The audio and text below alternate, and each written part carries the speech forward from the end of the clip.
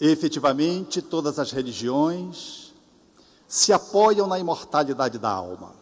Todavia, elas não têm a possibilidade da comprovação efetiva, falam de uma forma difusa, vaga, apresentam uma metafísica que não consegue concretizar a realidade da vida após a vida de forma cabal. E Chico Xavier surgia na singeleza do seu conhecimento cultural, que era apenas o primário, do interior, sem nenhuma ilustração que pudesse configurar um espírito afeito à fraude, um homem notadamente singelo, guardando a pureza da criança, traria, no entanto, um volume de comunicações atribuída aos espíritos e que ganhavam espaço na publicação da sua primeira obra, O Parnaso de Além Túmulo, que configuraria a primeira obra literária do médium, causando um frisson no meio da Academia Brasileira de Letras, no meio artístico e literário, no meio filosófico e científico, e também no meio religioso. E porque fosse muito jovem, não dispusesse ainda de uma possibilidade de uma carreira do ponto de vista literário ou do ponto de vista humano que lhe desse respeitabilidade, ele estava apenas iniciando um grande projeto que deveria se concretizar mais tarde, quando ele galgaria a postura de o mineiro do século. Francisco Cândido Xavier era abordado de forma preconceituosa por todos, de todos os segmentos do conhecimento, de todas as classes sociais, porque não lhe atribuíam as características que estavam apenas surgindo para a humanidade.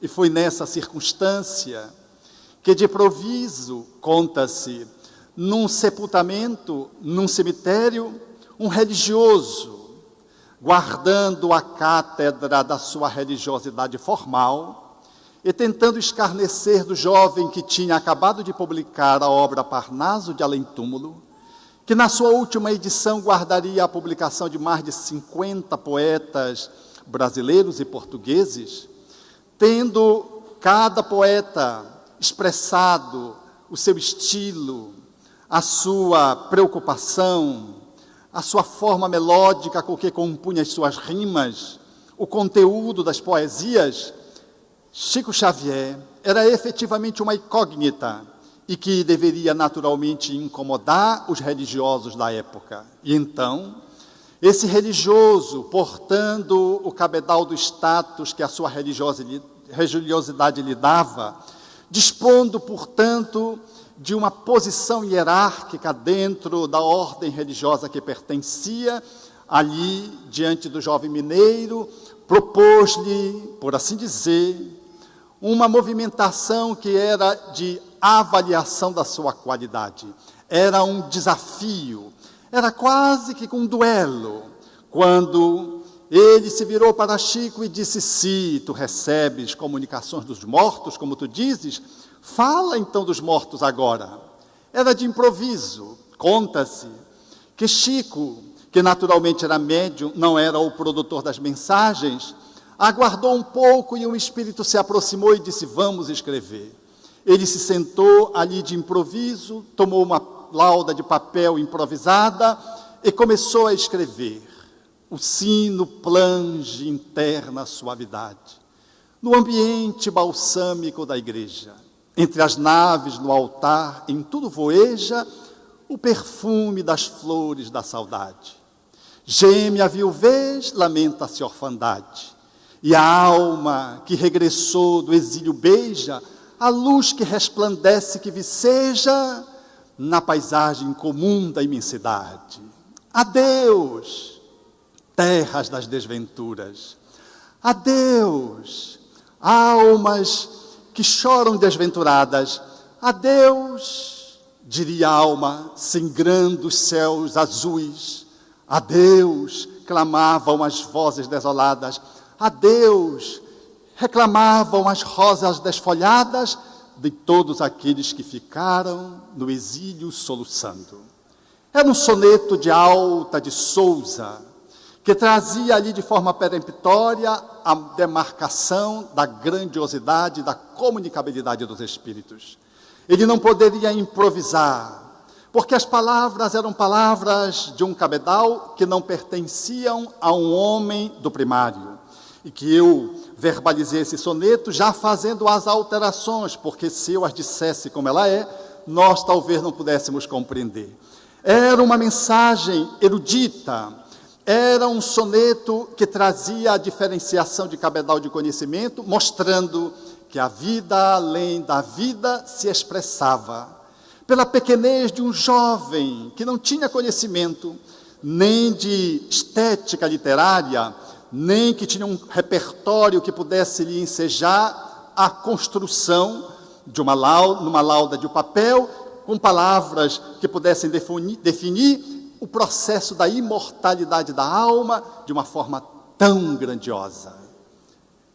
Naturalmente que o religioso calou-se e fez-se um grande silêncio, até hoje, para que possamos ouvir as vozes daqueles que se foram, mas que não morreram.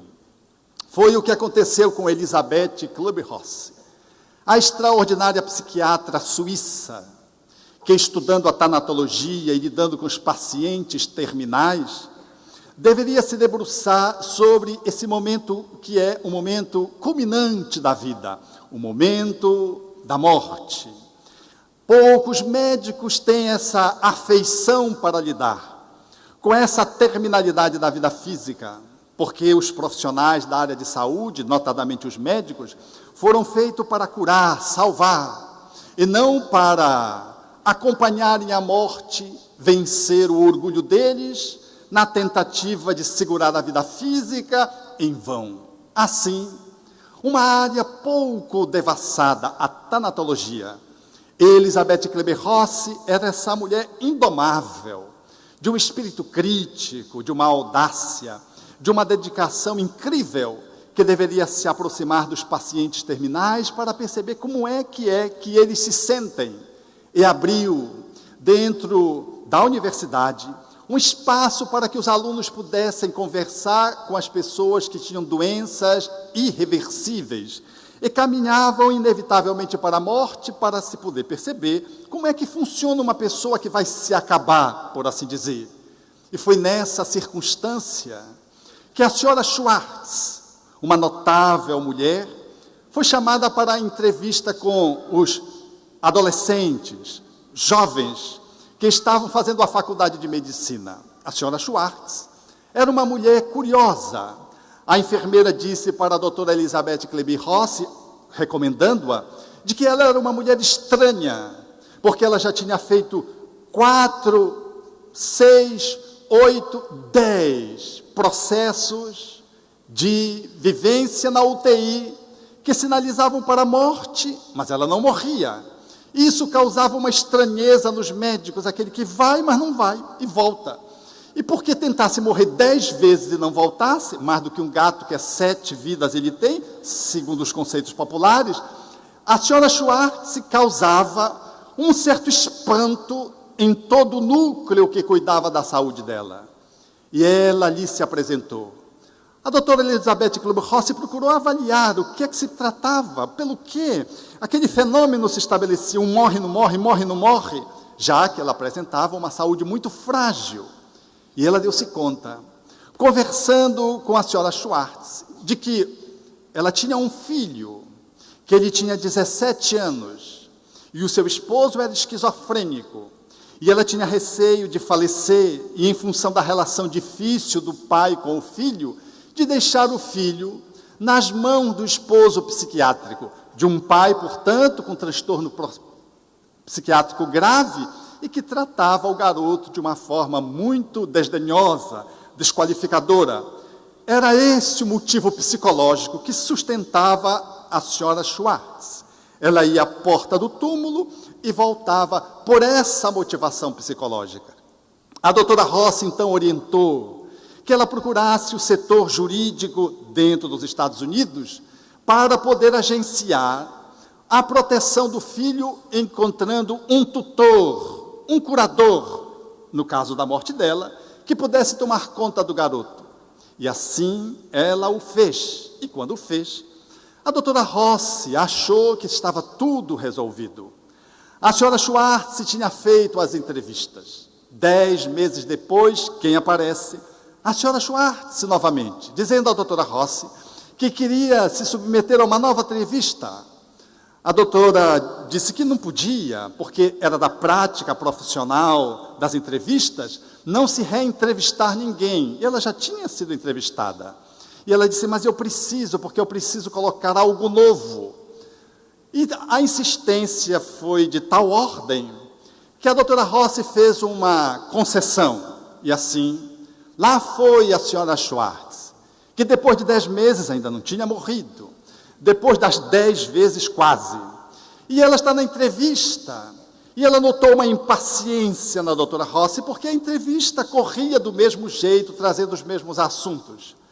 Quando então a doutora Elizabeth disse, então, o que você tem a dizer de novo? Interrompendo aquela entrevista que se dava com 40 alunos, e ela disse, doutora Rossi, é porque eu fui internada novamente, e apresentava sangramento.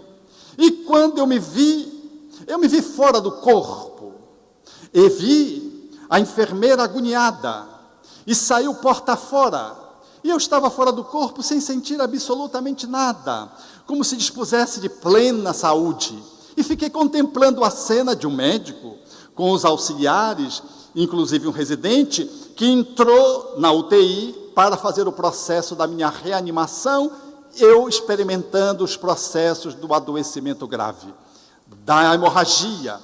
Logo, o médico começou a fazer a ressuscitação cardiorrespiratória. Eu comecei a falar que eles poderiam deixar, de que eu estava bem, mas quando eu me aproximei e fui tentar tocar no médico, o meu braço passou pelo braço dele. E eu notei que eu estava numa condição incrível, porque eu me via, tentava falar, eles não me ouviam, tentei tocar, não conseguia tocá-los, e foi patético, porque eles tentavam me ressuscitar, e no final, deram-me como morta. O residente, um pouco nervoso, ainda apresentou piadas, para talvez disfarçar o seu nervosismo, e colocaram o pano por sobre mim, e eu contemplando aquela cena, nos seus mínimos detalhes, ouvindo os diálogos, e quando eles saíram, eu fiquei ali. E a enfermeira voltou para fazer, provavelmente, a remoção do corpo, e ela deu-se conta de que eu estava viva novamente. E quando ela levantou o lençol, eu senti-me novamente no corpo, e eu quero saber, doutora Rossi, depois de respirar naquele corpo, ela saiu nervosa chamando os médicos, e novamente os médicos retornaram, e eu estou aqui. Então eu quero saber se eu sou louca. A doutora Rossi era psiquiátrica. Aquela mulher já era estranha desde sempre. Agora trazia aquela história patética, um tanto absurda, e ela olhando para a senhora Schwartz, diante dos alunos que estavam absolutamente contemplativos, disse, não, a senhora não é louca, a senhora é normal. Então a senhora pode me dar um atestado de que eu sou normal? Posso, porque tem paciente que é assim. Ele quer que você diga, que você escreva e que você carimbe depois, para ele mostrar, tá vendo, eu não sou doido, eu não sou doido, eu não sou doido, eu não sou doido. E às vezes é. Um médico passa de ver livre, se você é normal, e põe assim uma aspazinha assim, mas ele não olha a aspa, porque ele é anormal, ele sai mostrando para todo mundo que ele é normal. Doutora Rossi atestou, e ela então deitou novamente na cama, após a entrevista, e saiu. E quando a doutora Elizabeth foi conversar com os alunos achavam que a mulher estava tendo um processo alucinatório. E ficaram estranhando a psiquiatra ter dado um laudo de que ela estava normal. Dizem que os psiquiatras são quase doentes, o que não é verdade. Alguns psiquiatras dizem que o tempo de validade é 10 anos de um psiquiatra, depois ele começa a se perder. Na minha época, eu não sabia quem era o doente, se era o professor ou se era o doente que estava sendo entrevistado quando eu era acadêmico, porque porque os psiquiatras eram meio desarranjados. Hoje mudou essa paisagem, já não é mais assim.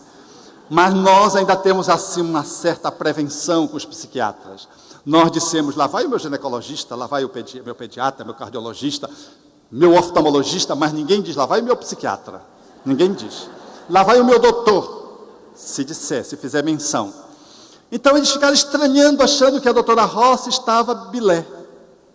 E a doutora Rossi, percebendo isso, afirmou categoricamente, eu conheço a senhora Schwartz. E ela está lúcida, ela está normal. E os alunos ficaram extremamente reticentes diante daquela abordagem, daquela profissional que se caracterizara para estudar os ambientes em torno da morte e que publicaria uma obra notável no ano de 1969, que é um marco na tanatologia sobre a morte e sobre o morrer. Falando, portanto, da terminalidade daqueles que adoecemos, ou pela idade, vamos caminhando para o portal da grande vida. Assim, encerrou-se aquela entrevista, não antes da doutora Rossi dizer, ela está lúcida, e ela tem um filho que está confiado à curadoria se ela falecer. Vocês acham que ela viria aqui e pousaria, seja como fraude, ela faria essa questão de fazer essa entrevista, sabendo que, em sendo psiquiatra, poderia se questionar a curadoria e, portanto, o filho ficaria ameaçado? Não, ela é lúcida, ela é normal. O fato se deu, tempos depois, logo seguida aquela sessão, a doutora Rossi, que fazia um trabalho com um pastor protestante, e era junto esse trabalho em torno das entrevistas, ela ficou muito intrigada com a afirmativa da sua paciente Schwartz, porque ela descrevera com detalhe, falava do médico, falava do assistente, todos esses dados que foram confirmados, a piada, como é que ela poderia saber? E, notando nas entrevistas que fizera com os seus moribundos, percebia que eles acessavam os mortos. Então ela resolveu fazer uma enquete. Combinou com o senhor Gaines, o pastor, de que eles fariam um questionário, cada um 20, para avaliar os pacientes terminais. E, de acordo com aquele relatório, eles poderiam, portanto, fazer o cotejamento científico, fazendo parte, portanto, das suas pesquisas e dos seus estudos. Qual não foi a surpresa dela e do pastor? Que as pessoas que estavam próximas da morte revelavam coisas fantásticas, como uma garota de 7 anos, que disse que fora do corpo, ela efetivamente pôde encontrar o seu irmão, que disse-lhe que ela voltaria para a vida, que ela não estaria morta, de que a sua vida continuaria, a abraçou, a estimulou, e quando a criança de 7 anos voltou, contou aos pais. Viveram uma experiência de quase morte. E os pais, achando que a criança estava num processo de delírio, ficaram surpresos quando ela falou do irmão. Descreveu o irmão e disse do abraço que a emocionou, quando o irmão dizia que ela deveria voltar para o corpo. E quando definiu o irmão e disse o nome do irmão, os pais ficaram paralisados, porque o irmão, efetivamente, era alguém que falecera quando ela tinha 2 meses de vida.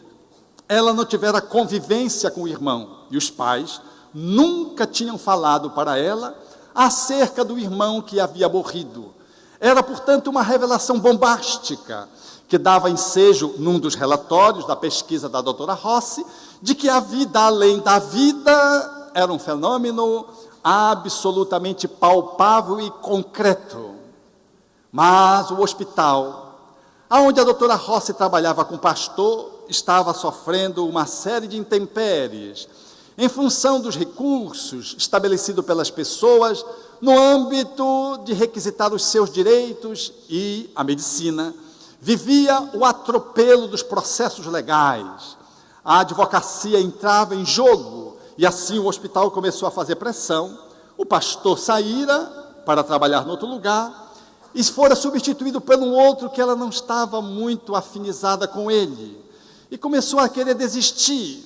E no dia que ela postulou como sendo o dia ideal para a sua desistência, a desistência das entrevistas, que dava ensejo ela a coletar esses dados, avaliar a terminalidade da vida, os estágios que a pessoa passa antes de falecer, no dia em que ela decide dizer para o pastor que ela ia abandonar o hospital, ela vai andando no corredor, e quando ela começa a introduzir o assunto, abre-se a porta do elevador e uma mulher flutuante sorri para ela.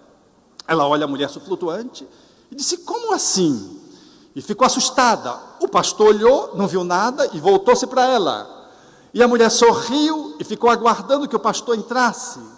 E ela disse: eu acho que ela está esperando que o senhor entre. O pastor olhou de novo, não tinha ninguém. Eu acho que o pastor ficou com medo, porque era psiquiatra, apressou-se a entrar. E quando ela entrou, a mulher saiu e disse: doutora Rossi, podemos ir ao seu consultório?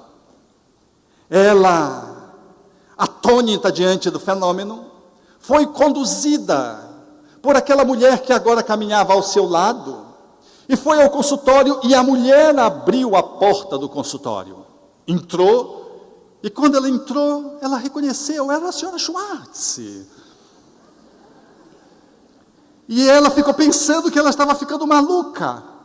A senhora Schwartz chegou e disse: doutora Rossi, eu vim lhe dizer duas coisas. A primeira é agradecer a senhora e ao pastor Gaines por tudo que vocês fizeram por mim. E sorriu. Doutora Rossi sentou e começou a pegar nas coisas para saber se ela estava ali onde estava.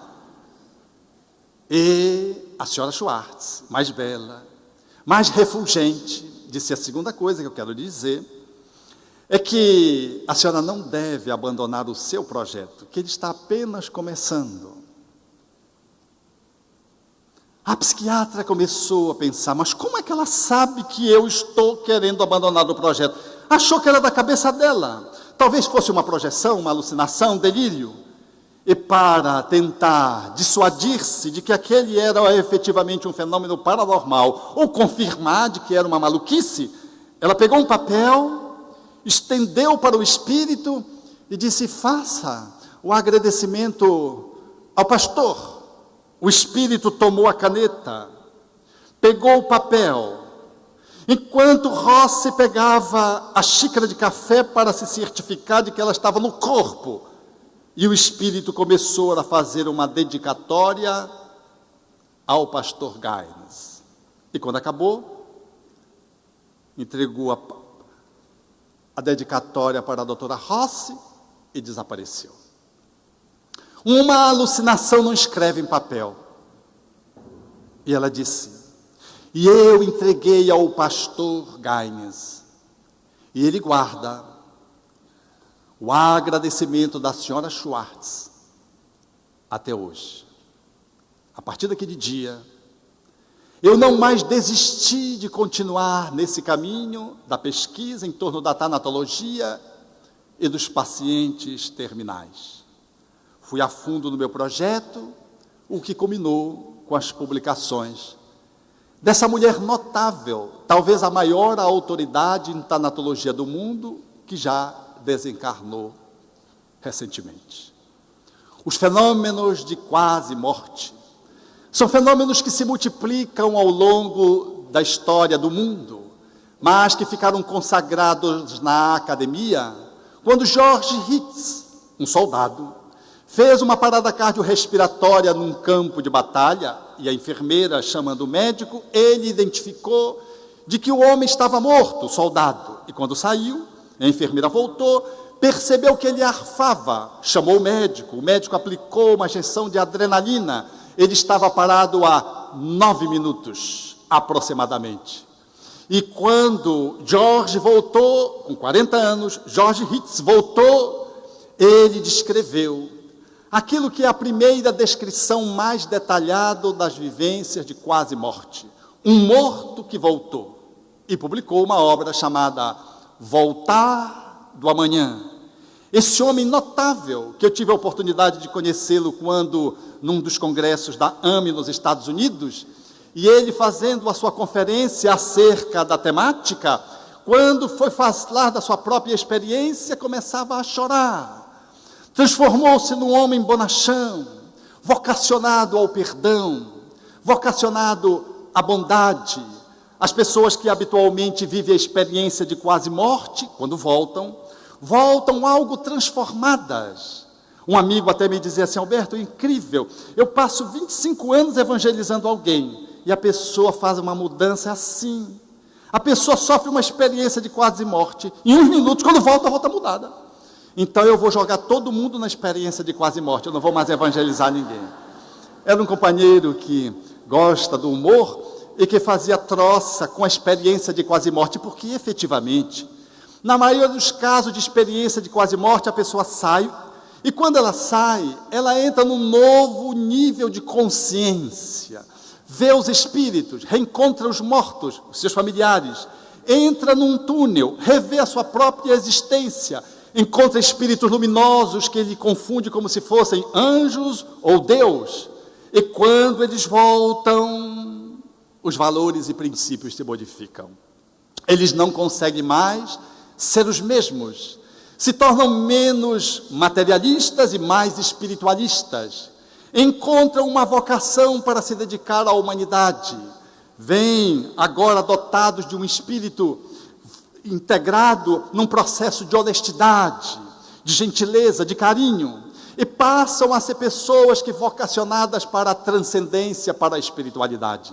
Radicalmente muda a vida daqueles que sofrem uma experiência de quase morte, seja num acidente, numa parada cardiorrespiratória dentro, por exemplo, de um hospital, sejam experiências que, em torno da vida, que mobilizam a pessoa para um trauma, e do trauma a pessoa sai do corpo, e quando volta, ela volta diferente. Esse processo, ele deveria encontrar na maior autoridade no assunto, que é Raymond Moody Jr., o extraordinário americano, doutor em filosofia, doutor em psicologia e psiquiatra, deveria documentar 50 casos, de 150 casos muito bem estudados, das experiências daqueles que vão além da vida e vivem uma vida que não é a vida corpórea, é uma vida fora do corpo.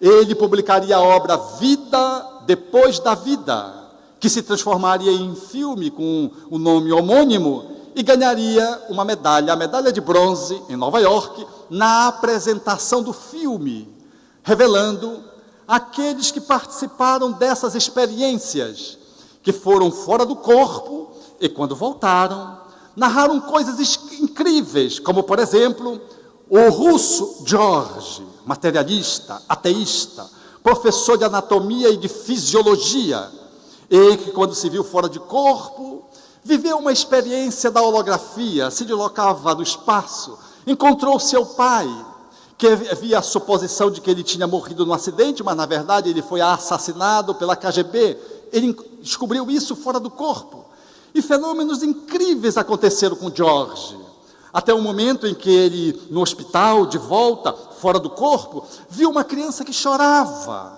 e os médicos tentavam decifrar a sua dor e não conseguia, e como ele era médico, ele olhou e percebeu, a criança apresentava uma fratura na bacia, e como os médicos não resolviam o problema, examinando-a, dando os remédios, ele se aproximou da criança e percebeu que a criança o via, e ele então pôde consolá-la, falando-lhe da dor, do local em onde estava a dor. E a criança então voltou e ficou consolada em função da abordagem psicológica que fora adequada, muito embora ele estivesse fora do corpo. E quando estavam levando o seu corpo para fazer a necrópsia, ele voltou. Imagina essa cena, deve ser bonita, né? A pessoa está levando, e eu vivi em Belém isso, mas isso foi uma brincadeira. Os padeiros, enfermeiros, serviçais, na atividades gerais, levando os corpos no pronto-socorro e joga em cima da pedra. E um companheiro disse, não joga os corpos assim, tenha respeito pelo corpo. E o cidadão disse, mas está morto. Não, morto eu não sei, mas tem a alma. E os cidadãos continuavam naquela mesma postura. Esse amigo, que é muito brincalhão, naquela hora estava falando sério, mas como não foi ouvido, ele foi para trás da pedra.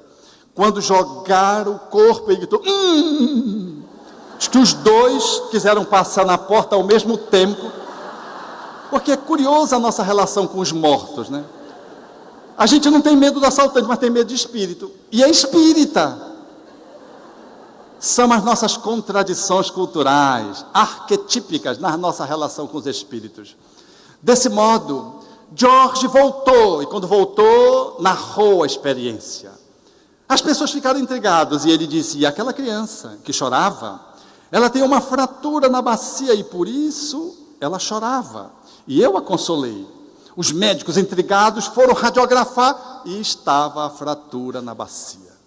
Documentando, portanto, que George não voltara para o corpo trazendo processos alucinatórios, manifestações delirantes de que tinha visto, ouvido, sentido, de que a realidade pulsante de que ele viveu era um fato autêntico. E George fala da sua conexão com Deus, materialista que era, ateísta que era, e diz que agora ele entendia o porquê de todas as religiões condenarem o suicídio. A vivência da experiência de quase morte, trazida ao mundo por George Raymond Jr., num documentário onde ele entrevista as pessoas que ele pesquisou, durante 90 minutos aproximadamente, é efetivamente uma película que todos devemos consultar. E lá está a fala do nosso querido George, russo materialista, que se evadiu para os Estados Unidos e que passou pela experiência de quase morte. Efetivamente, a ciência vai caminhando nessa direção a passos largos. E agora, nesse ano de 2008, bem recente, portanto, Herbert Alexander III, o neurocirurgião americano que passou pela experiência sendo materialista, viveu essa mesma experiência e 6 anos depois ele escreve o livro Uma Prova do Céu, para falar dessa jornada do neurocirurgião à vida além da morte. E documenta, portanto, a sua vocação agora para a espiritualidade. Fala do mundo dos espíritos, na sua segunda obra, O Mapa do Céu, que parece que você está lendo André Luiz, a universalidade dos ensinos dos espíritos. A descrição que Alexander faz no seu segundo livro é como se você estivesse lendo Nosso Lar. Tal é a concretude das suas informações. Se ele fosse brasileiro, a gente poderia dizer que ele estava plagiando, mas é americano, não tem acesso à literatura espírita, não era religioso, o que dá cada vez mais uma concretude a essa realidade da vida além da vida. O Espiritismo, naturalmente, fala dos fenômenos de quase morte, porque a morte é quase, ela não existe. Há renascimento e morte dentro da grande vida. Mas morte como processo definitivo não existe. E esses fenômenos se desdobram todos os dias. E eu vivi essa experiência agora, há 15 dias atrás, quando ia a Porangatu. Eu sou um médium extraordinário, sou blindado, hermético, nem entra nem sai, não vejo, não ouço, nada. Não sinto, nem arrepio eu sinto. Eu tenho uma inveja dos médiuns, uma inveja espírita, sabe como é a inveja espírita? Não sinto nada. Então, quando acontece alguma coisa comigo, eu faço uma celebração. E eu estava chegando a Porangatu. Eu não sabia onde ficava Porangatu. Cheguei no aeroporto e disse: quanto tempo a gente vai ter de viagem? Ele disse: não, mais ou menos umas 5 horas. Quando eu disse umas 5 horas, eu tomei um susto, porque eu tinha levantado 3h30 da manhã. E eram aproximadamente 10h30 da manhã que eu tinha chegado em Goiânia. E eu disse: como assim? Fica a 400 quilômetros de Goiânia. Eu digo: meu Jesus, valha-me Deus, tudo por Jesus Cristo. E fui. Mas quando estava chegando próximo de Porangatu, eu senti uma sonolência. Eu tinha levantado 3h30. Eu pedi ao meu anfitrião a possibilidade de poder descansar durante alguns minutos. Reclinei um pouco o banco e adormeci. E quando eu acordei, veio a imagem psíquica, não vidência, a lembrança do meu irmão, Edson. E quando veio imediatamente um bloco de conteúdo falando da experiência de finalização da vida dele. Eu fui me dando conta que ele estava ali, a sensação é que ele estava dentro do carro coparticipando da nossa viagem. E fui me dando conta que foi naquela cidade, naquela estrada, que nós estávamos nos aproximando, que ele desencarnara no acidente de carro. Eu fiquei perplexo, porque eu, como não sinto nada, não vejo nada, não sonho, eu sou uma tábua. De repente aquilo veio vívido, e eu comecei a conversar com o meu anfitrião como se tivesse incorporado. Disse: meu irmão está aqui. Eu acho que ele pensou que eu era médio vidente, mas tal era a certeza. E eu disse: engraçado, eu acho que foi essa cena. E comecei a fazer as contas, a distância, porque eu não me lembrava. Faziam 30 anos que ele tinha desencarnado. Era a vida pujante que brotava naquele momento em que eu voltava àquele espaço, cuja desencarnação dele ensejou o nascimento de um centro espírita do qual a gente está vinculado, que é o Jardim das Oliveiras, que faz esse trabalho social momentoso de atendimento àqueles que estão abaixo da linha da pobreza.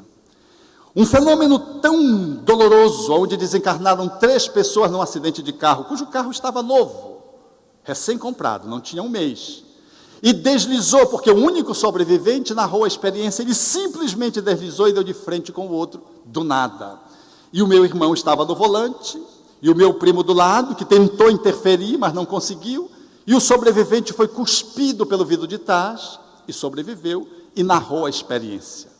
Essa desencarnação tríplice, de dor, de sofrimento, ensejou um abalo, não só na família, mas na cidade, porque o meu primo era um médico conceituado, muito famoso, e isso abalou a cidade, porque foi uma circunstância absolutamente imprevista.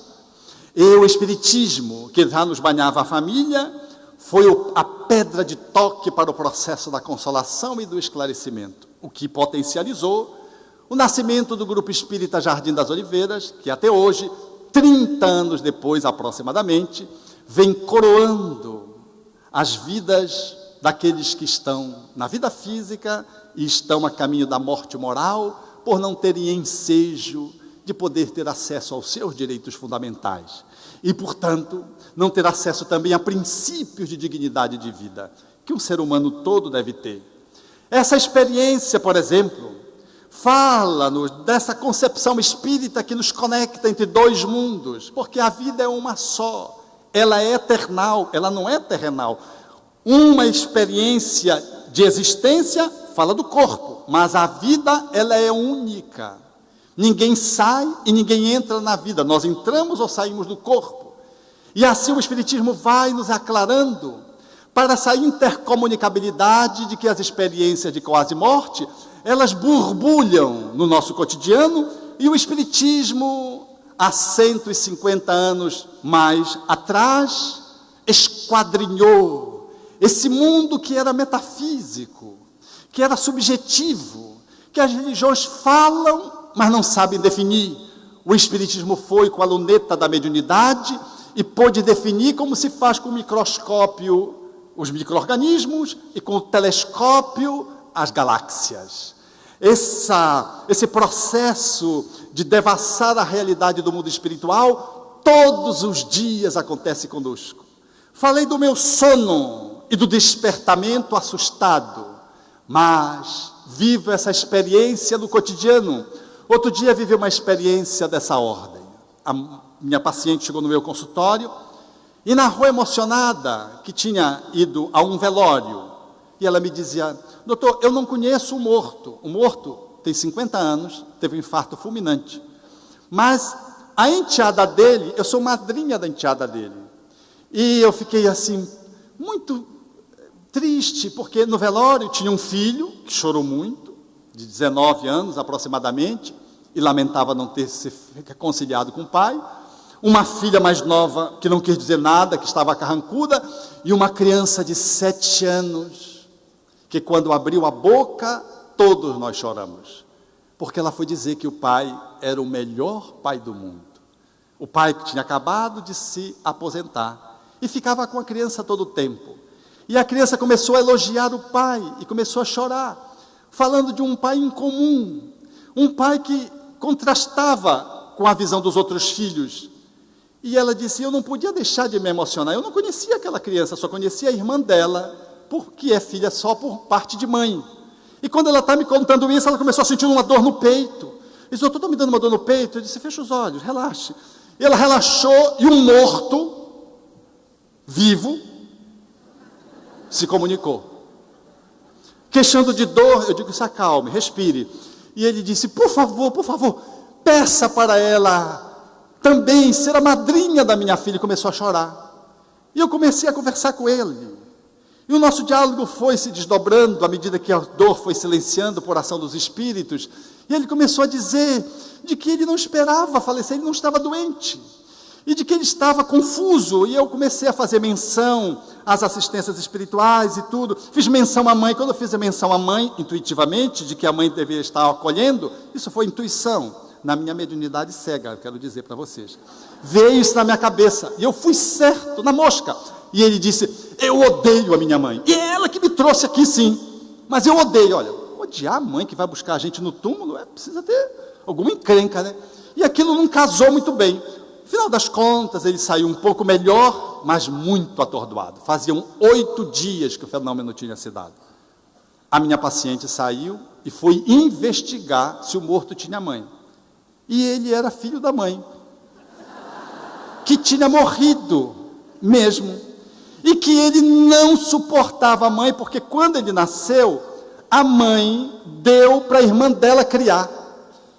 E ele ficou com uma mágoa durante a vida inteira, porque a mãe o deu para a irmã criar, sem avaliar o pelo que a mãe foi fazer esse movimento de não criar o próprio filho, dando para a tia criar. E a mãe já tinha falecido, conforme ali o espírito tinha contado. A paciente voltou na outra sessão e disse, doutor, não é que é verdade aquela maluquice minha? Eu digo, qual? Não, aquele morto existe.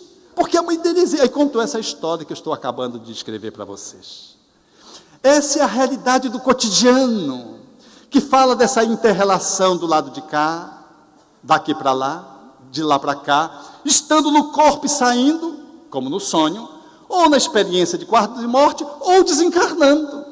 Como vi numa outra experiência que a mim me marcou muito, quando o cidadão, experimentando uma vivência com a mãe no hospital, a mãe, arfante, chamou o filho e disse, meu filho, me abrace e diga-me palavras de amor que o seu pai nunca me disse. E ele começou a dizer, mãe, nós todos te amamos, eu te amo, nós os irmãos todos te amamos. E quando ele está falando isso, a mãe falece.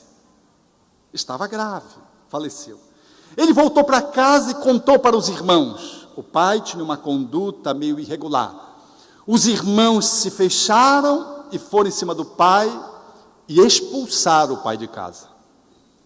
No furor da dor, de perda e da mágoa, porque não sabiam o quanto a esposa estava sofrida naquela convivência, porque ela silenciava. E no último momento, ela foi falar.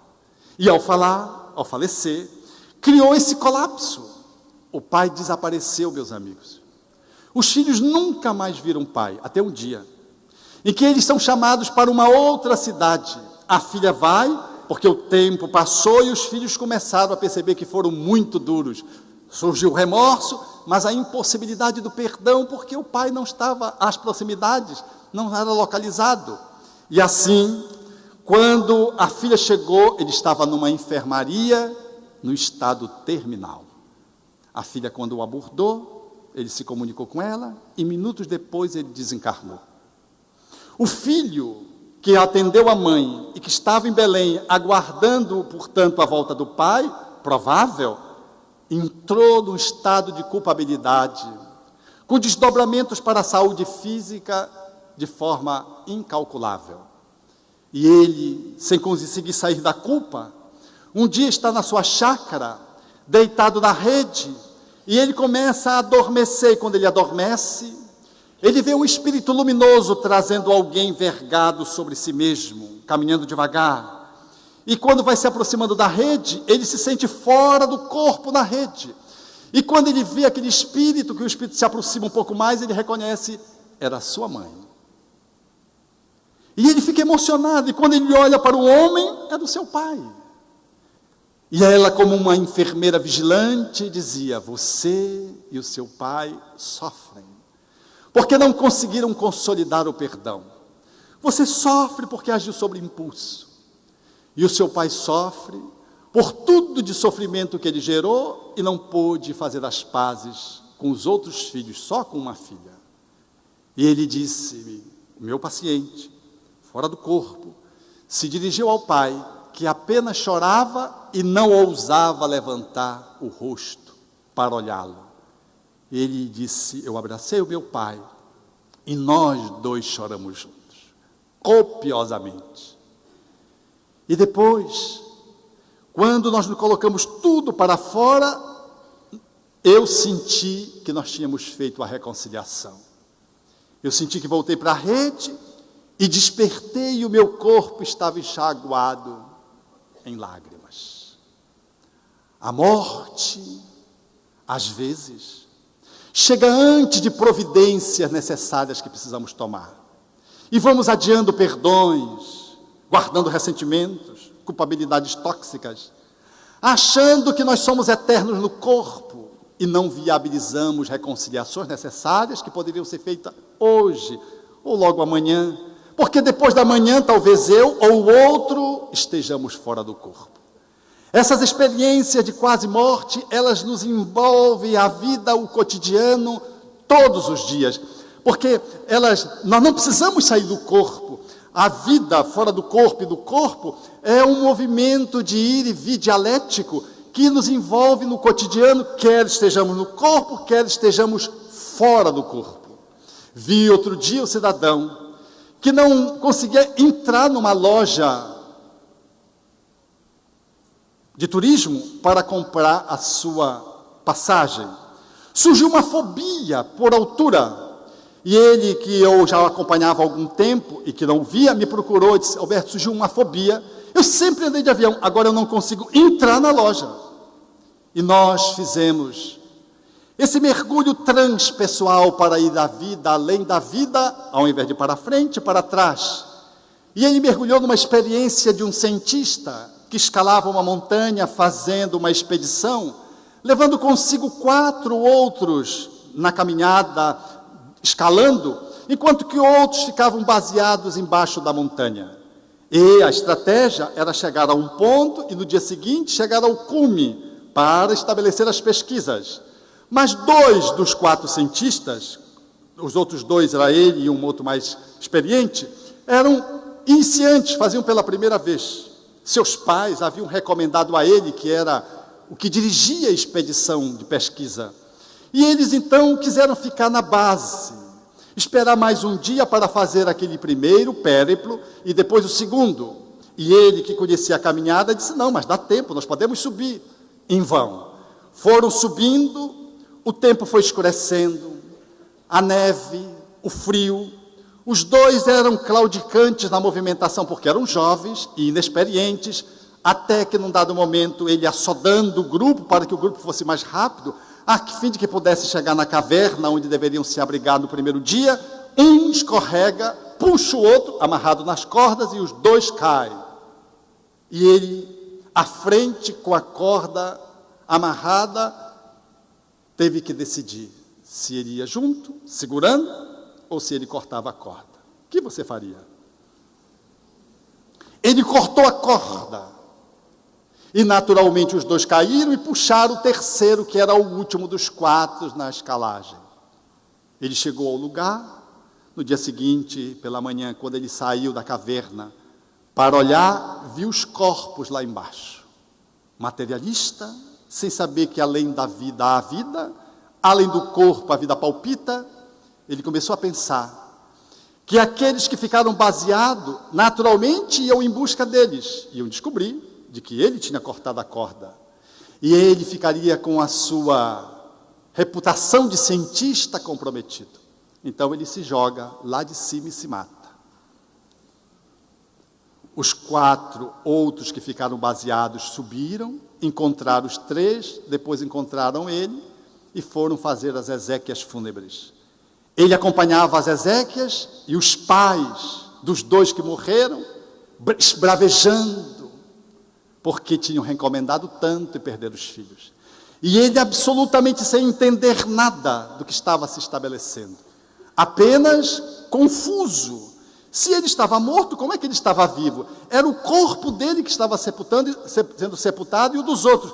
Mas como ele presenciava tudo, ouvia as vozes, mas aqueles que ele se dirigia não lhe respondiam. Há o tempo em que, depois de muito sofrimento, um outro amigo cientista que havia morrido o abordou. E ele disse: o que você está fazendo aqui? Ele disse: mas por quê? Eu estou confuso. Ele disse: você está confuso, nós temos estado ao seu lado, mas você está fechado para a ajuda. E aí começa todo o atendimento do mundo espiritual daquele cientista que tinha se suicidado, achando que a morte matava a vida. Ele saiu do meu consultório e foi na internet e comprou a passagem. Depois fizemos mais uma outra regressão, que eu não vou descrever, e ele viajou para o Rio de Janeiro. E quando ele voltou, eu disse: o que você acha? Para além de tudo que nós trabalhamos, que estava a motivação de você não viajar.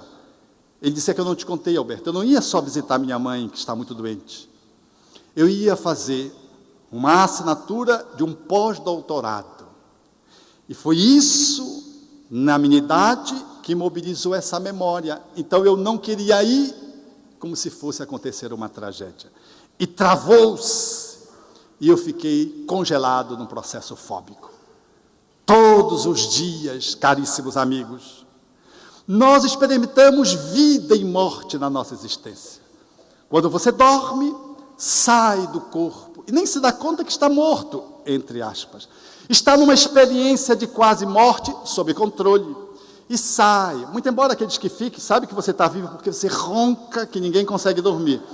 Mas você sai, vê os outros. Às vezes vê o próprio corpo, como uma amiga que me procurou e disse: eu estou fazendo uma esquizofrenia. Estudante de medicina sempre logo se enquadra. Eu digo: mas por quê? Porque eu estou vendo o meu corpo. Eu digo: muito bem. E qual é o problema? Mas ninguém vê o corpo, se eu sou o corpo. Eu disse: você não é o corpo é seu. Porque a gente diz: o meu espírito. Não é o meu espírito, é o meu corpo. Você é o espírito.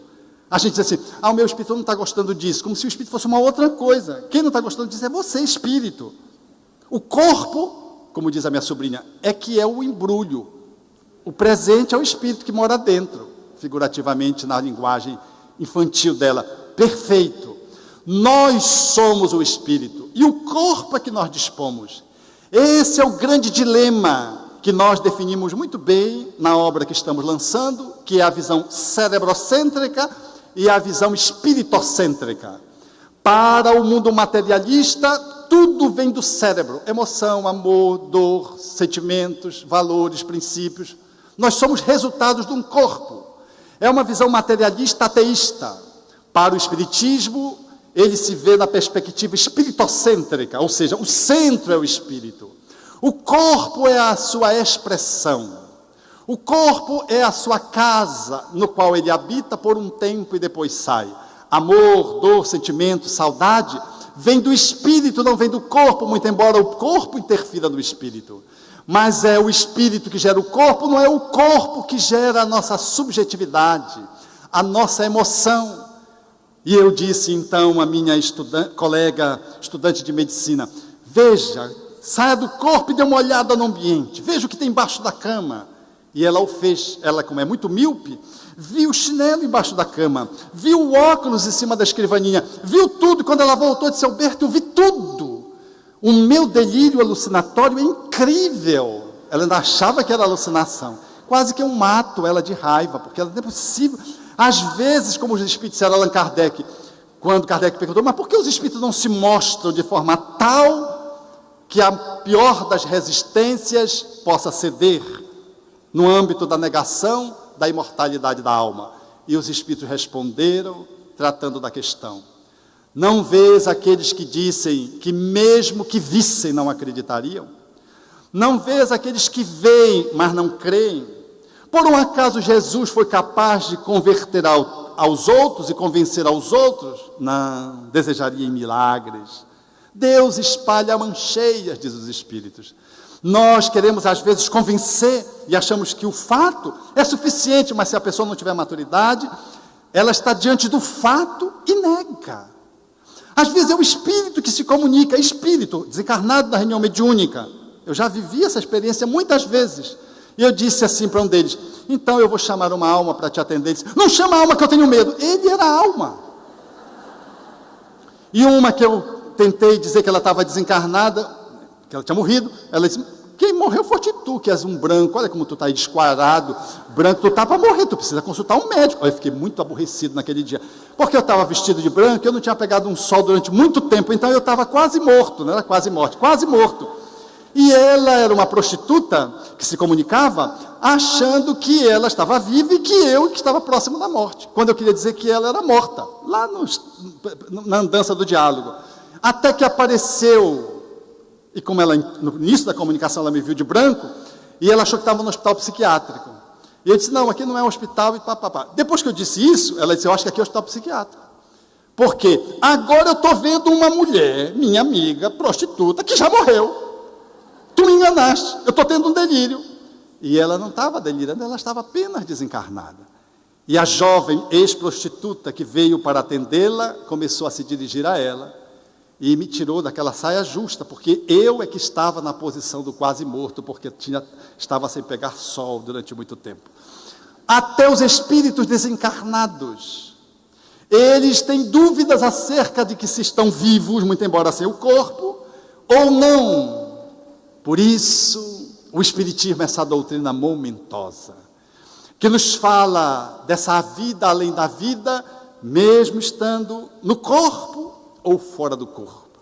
Valorize os seus dias, reconcilie-se com seu companheiro enquanto você está a caminho no corpo, para que você não seja entregue ao juiz, à consciência, que ele entregue ao oficial de justiça, que os bons espíritos encerrem numa prisão, um novo corpo, da qual nós não sairemos de lá até pagarmos o último ceitio na fala dos espíritos.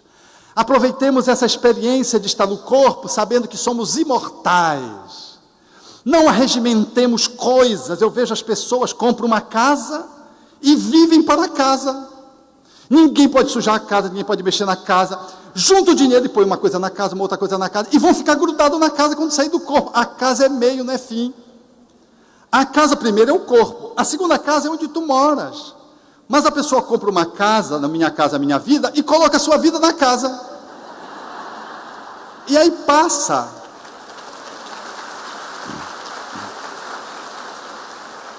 a viver em função da casa. Aí compra um lustre, aí compra isso, compra aquilo, e ai de alguém que suja a casa, ai de alguém que quebre alguma coisa. Aí você é escravo das coisas que possuem você, não é você que possui as coisas. Então a sua casa é a sua vida não é sua, você a deu às coisas. Quantos de nós damos ao corpo a vida, achamos que o nosso corpo é a nossa vida, e não detemos um corpo. Quando a velhice vai chegando, a gente começa a se estranhar com a gente mesmo, e começa a considerar de que vamos morrer. E a minha amiga disse: fiz uma cirurgia de oftalmologia, Alberto, e deu errado. Eu disse: mas como deu errado? Não, quando eu fiz a catarata, que eu fui me olhar no espelho, eu me dei conta do meu corpo. E eu disse: como é que você envelheceu sem a minha permissão? Diz que era um efeito colateral. E ela disse: ainda tenho mais uma cirurgia que eu tenho que fazer. Eu disse: qual? A da desencarnação. Eu digo: essa é boa, porque não tem efeito colateral para você, você é uma pessoa do bem, vai que vai. A vida é abundante. E o Espiritismo, caríssimos amigos, vem ao nosso encontro, falando dessa vida estoante que devemos valorizar todos os dias, no corpo ou fora do corpo, sabendo que o corpo é o nosso templo, que temos que sacralizá-los, mas ele é o nosso templo, ele não é a gente, e nós não devemos ser escravos deles, apesar de dever cuidar deles, porque o espírito que o habita é que é o ser imortal. A imortalidade da alma, documentada pela experiência de quase morte, vem ao encontro do conhecimento espírita, e a ciência, 100 anos depois, vem confirmar as pesquisas que Allan Kardec fez no seu tempo e a revelação que os espíritos fizeram naquela época, para mostrar de que a vida é bela, e de que em tudo palpita a divindade, e de que o materialismo que resiste em negar a Deus, encontra na experiência de quase morte uma oportunidade de se encontrar com o divino. E, provavelmente, não precisará dizer como o poeta: quem foi que fez o sol tão vivificador, e sua luz tão pujante, cheia de fulgor, os trilhões de estrelas que cintilam nos céus, e as nuvens vaporosas como densos véus, a mecânica celeste, o arcano profundo da eterna ciência que equilibra os mundos, os micro-organismos em desenvolvimento e os orbes gigantescos em deperecimento, o átomo e a nebulosa, a ameba e o serafim, e as virtudes que nunca terão fim, a virtude impoluta que não se modifica e a possante energia que a tudo vivifica. Quem foi que fez a chuva, o vento, o raio, o trovão? Fez a primavera, o outono, o inverno e o verão. O perfume das flores, o som, o ar, os campos, as florestas, a terra, o céu e o mar, o infravermelho e o ultravioleta. E fez da lagarta surgir a bela borboleta. Os clarões da luz do sol, do pôr do sol e o cantar do roxinol. Quem foi que fez as feras bravas, a asa de um inseto, a beleza de um ninho, deu agilidade à incrível pulga saltitante e fez o passo lerdo, tardo do elefante, o colibri com nímia sutileza, sugando o mel das flores com tal delicadeza, e o tatu escavando a cova em que se abriga, e a faina inesgotável da minúscula formiga, o inquieto macaco e o fogoso corcel, e a abelha trabalhando na construção do mel. Quem foi que fez o tubarão, a ostra, a baleia e a engenhosa aranha tecendo a sua teia? E o instinto de conservação, como bússola infalível de orientação, guiando com acertos irracionais, sem nunca transgredirem as regras naturais. Que maravilha é esta que eu não posso descrever com todo o dramatismo que eu pudesse ter? Artista ilimitado, sublime e grandioso, me ponho de joelhos e contemplo abismado com estupefação e pergunto a mim mesmo com grande emoção: quem fez tudo isso? Pergunto a outras vozes quem me poder dizer: eu vos peço, queridos irmãos meus, e as vozes me respondem: foi Deus, foi Deus, foi Deus. Obrigado.